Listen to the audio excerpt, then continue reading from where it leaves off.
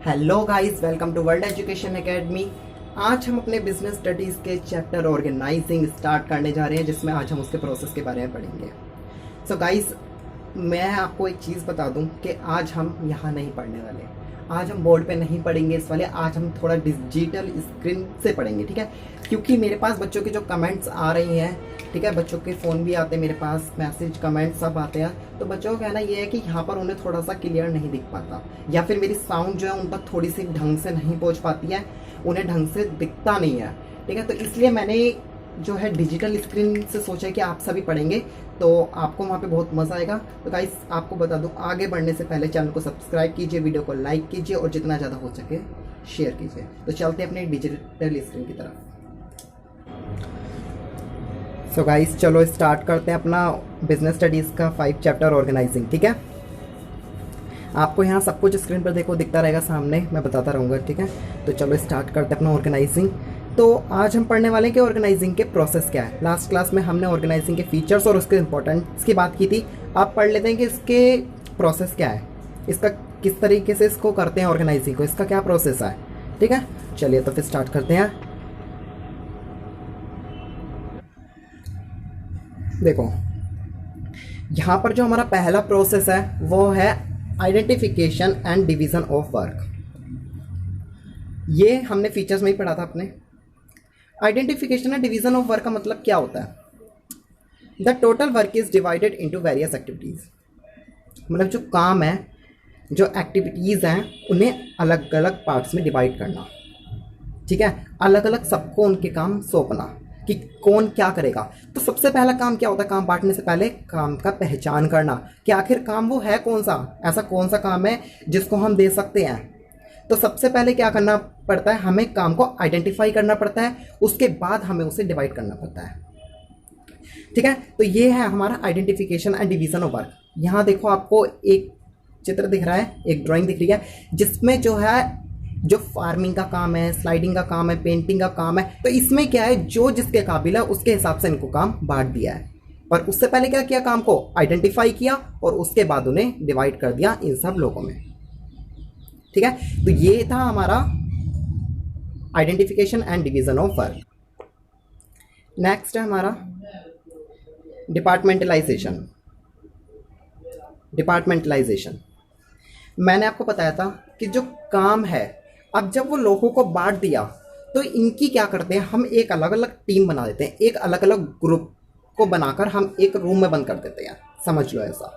वो कैसे कि इनके अलग अलग डिपार्टमेंट्स बना दिए जाते हैं, जैसे कि जितने जो लोग परचेजिंग का काम कर सकते हैं, है ना। जैसे मैंने अपनी ऑर्गेनाइजेशन में एक को दिया रॉ मटेरियल परचेज करने का काम, एक को दिया जो रेडीमेड पार्ट्स होते हैं किसी मशीनरी वगैरह के, वो सब परचेज करने का काम दिया, है ना। या फिर कुछ और परचेजिंग का काम है तो वो मैंने किसी और को दिया। अब ये 3 जने आए तो इनका मैंने क्या किया, एक अलग डिपार्टमेंट बना दिया, एक अलग ग्रुप बना दिया कि भाई तुम लोगों का ये एक अलग रूम हो गया, ठीक है। तुम इसमें ही काम करोगे, अपना परचेजिंग का काम सारा तुम्हारी रिस्पॉन्सिबिलिटी है, जितनी भी काम हम तुम्हें देंगे परचेज का वो सिर्फ तुम ही करोगे। इसी तरीके से सेल्स का भी है ना, सेल्स का जो काम है वो भी वही लोग करेंगे, अलग से करेंगे, सेल्स डिपार्टमेंट अलग बनाया जाएगा, फाइनेंस डिपार्टमेंट अलग बनाया जाएगा।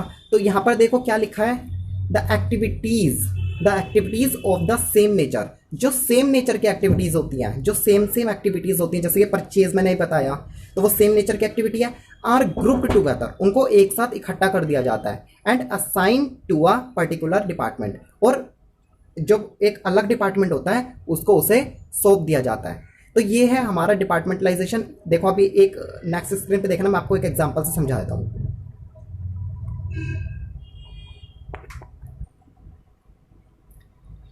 तो यहाँ पर आप देखो, यहाँ पे जो है एक ऑर्गेनाइजेशन के जो है अलग अलग डिपार्टमेंट्स बनाए हुए हैं, जैसे एडमिन डिपार्टमेंट बनाया हुआ है, एडमिन डिपार्टमेंट, आईटी डिपार्टमेंट, है ना। देखो यहाँ सेल्स और मार्केटिंग डिपार्टमेंट आ गया, अकाउंट एंड टैक्सेशन डिपार्टमेंट, ये वही है, फाइनेंस डिपार्टमेंट कह सकते हैं हम इसे, है ना, कस्टमर सर्विस डिपार्टमेंट। तो ये सब क्या है, एक इन सब का एक वो बन गई, ये पूरी एक ऑर्गेनाइजेशन हो गई जिसमें हमने अलग अलग डिपार्टमेंट्स बना दिए, जो काम सेम नेचर के होते हैं, जो एक जैसे काम होते हैं उनको हम अलग अलग कर देते हैं। एक एग्जांपल दूं मैं आपको आपके घर का। आपके किचन में जो मसाले रखे होते हैं, क्या आप सारे मसाले, नमक, मिर्च, हल्दी, धनिया, ये सब एक ही चीज़ एक ही डब्बे में भर के रख सकते हो? नहीं रख सकते। इसलिए उनके आप क्या करते हो, अलग अलग बॉक्सेस बनाते हो। मिर्च का अलग, क्योंकि मिर्च का जो भी काम है वो सिर्फ आप उसी में ही डालोगे, मिर्च सिर्फ उसी में डालोगे, तो वो एक तरीके से डिपार्टमेंट होगा आपके किचन के मसालों के डिपार्टमेंट्स आपने बना दिया अलग अलग। ठीक है, तो ये था हमारा डिपार्टमेंटाइजेशन का कंसेप्ट। तो अब जरा नेक्स्ट की बात करें, तो जो हमारा नेक्स्ट है ये है असाइनमेंट ऑफ ड्यूटीज।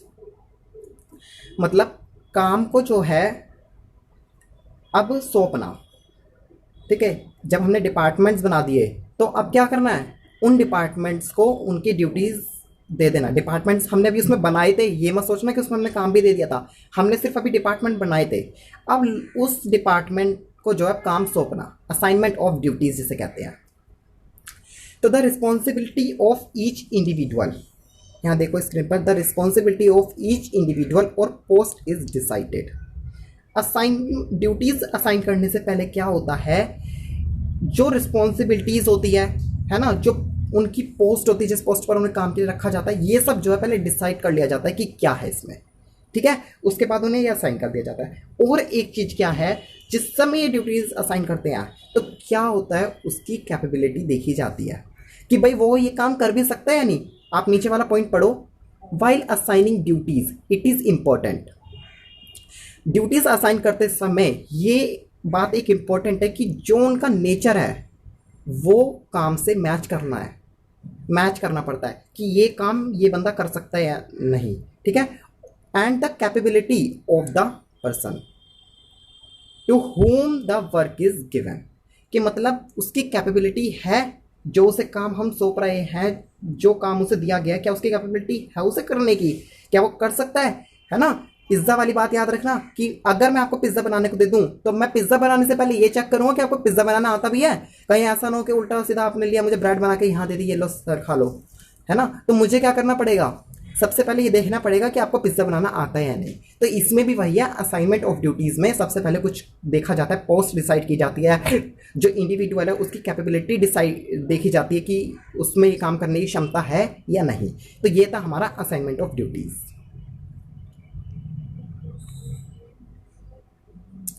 अब जरा इस वाले पे ध्यान दो, फोर्थ पे, जो कि हमारा लास्ट प्रोसेस है ऑर्गेनाइजिंग का, establishing reporting relation. Establishing reporting relation का मतलब है, पहले हम एक बार पॉइंट्स पढ़ लेते हैं। Each individual should also know from whom he has to take order and to whom he is accountable। इसमें क्या होता है कि सबको अपने अपनी रिस्पॉन्सिबिलिटीज़ वगैरह पता होती हैं, सबको ये पता होता है कि कौन हमारा अकाउंटेबल है। ठीक है, हम कौन है, हम वर्कर्स हैं या हम मैनेजर है, सबको अपने अपने रिलेशंस पता होते हैं कि कौन किसको ऑर्डर देगा। ठीक है, कौन किसकी बात मानेगा, कौन किसकी बात नहीं मानेगा, किसको क्या करना, ये सब क्या है, अपने अपने रिलेशन सबको इसमें पता होते हैं, है ना। तो इसमें क्या होता है, नेक्स्ट वाले पॉइंट पे ध्यान दो, it helps in coordination among various department. तो जो अलग अलग डिपार्टमेंट्स हैं उनमें सबको अपना रिलेशन पता है, इसलिए क्या होता है, उसमें कोऑर्डिनेशन बना रहता है ना। तो इसलिए जो हमारा फोर्थ प्रोसेस है वो यही कहता है, इस्टेब्लिशिंग रिपोर्टिंग रिलेशन। ठीक है, जो हमारा रिलेशन है वो इस्टेब्लिश होता है। ठीक है, इस्टेब्लिशिंग रिपोर्टिंग रिलेशन।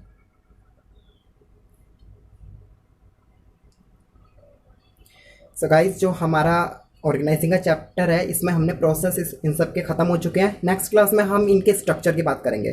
तो गाइस, अब मैं आपको बता दूं, अगर आपको हमारी वीडियोस पसंद आती है तो प्लीज़ हमारे चैनल को सब्सक्राइब कीजिए, हमारी वीडियो को जितना ज़्यादा हो सके उन बच्चों को शेयर कीजिए जो जिनके लिए ये मतलब हेल्पफुल हो सकती है वीडियोस। ओके गाइस, और वीडियो को लाइक करना मत भूलना।